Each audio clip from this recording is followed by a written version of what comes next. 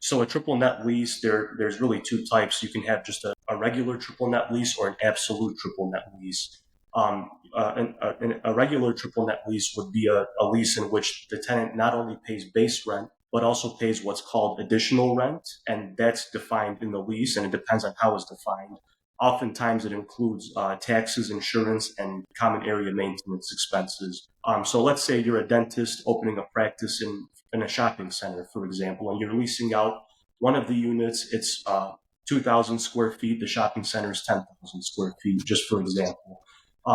You're going to want to know what your proportionate share of the common area maintenance expenses would be. And for simple math, what we would normally do is we would take 2,000, divide that by 10,000, which would mean that you have a share of 20% of the shopping center's common area maintenance expenses. So every year the landlord will bill you. Usually it's every month, so you get billed 12 times in 1 year, and you'd get billed 20% of whatever the common area maintenance expenses are.